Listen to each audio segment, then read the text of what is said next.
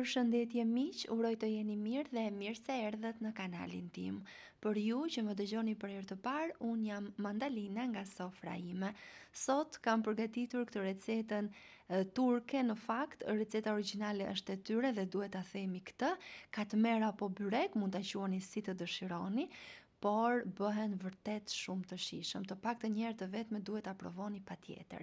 E jani me mua ta përgatisim bashkë. Në një enë kam shtuar 1 gotë qumësht, 2 lugë vaj, 1 lugë çaji krip, masën e përzijem shumë mirë dhe kam shtuar rreth 500 gram miell. Miellin mund ta shtoni pak e nga pak për ta parë me sy. Mos harroni 1 maj lugë maja, pasi nuk është regjistruar gabimisht në video, dhe do ta punojmë brumin me duar për pak derisa të bëhet një masë e butë, por jo e ngjitur, ashtu si kur përgatisim brumin për byrek normal, pra si byrekët e tjerë.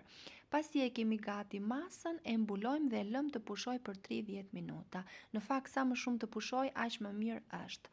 Pasi e kemi gati, e vendosim në tavolinën e punës, e ndajmë në pjesë të barabarta, unë ndava në 4 pjesë dhe çdo pjesë, pasi e lyej me miell ose me nisështe në mënyrë që të mos ngjisë, do ta hapim në formën e një pete.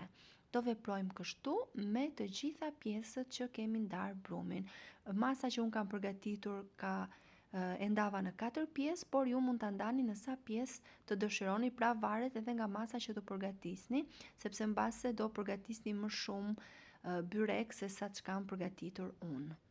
Dhe i hapim të gjitha pjesët në formën e një pete. Gjalpi duhet të jetë në temperaturë dhome dhe çdo petë do ta lyejmë me gjalp. Pra petët do t'i vendosim njëra mbas tjetrës dhe mes tyre do t'i lyejmë me gjalp. Kështu do veprojmë për 3 petët e para.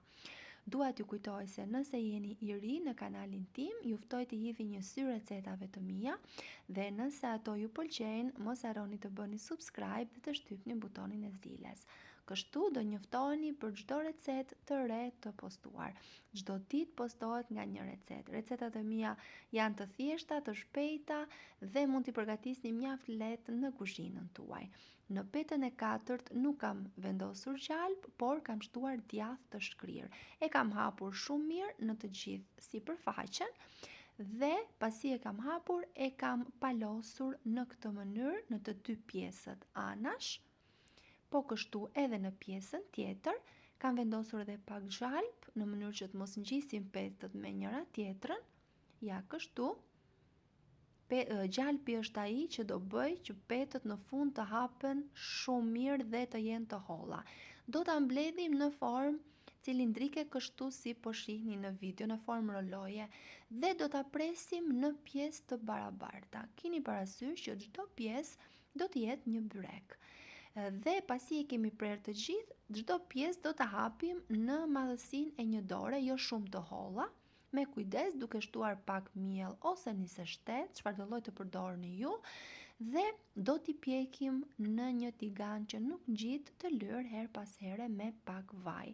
Në zjarr të ngadalt, duke i kthyer me kujdes në mënyrë që të mos prishet forma.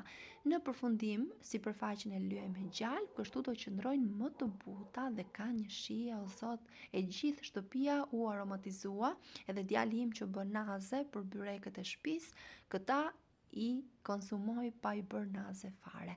Si ju duket si recetë, unë ju sugjeroj që t'i provoni, pasi bëhen vërtet shumë të shijshëm. Nëse ju pëlqeu kjo video, për të më mbështetur, mos harroni të bëni like dhe të lini përshtypjen tuaj në koment. Faleminderit.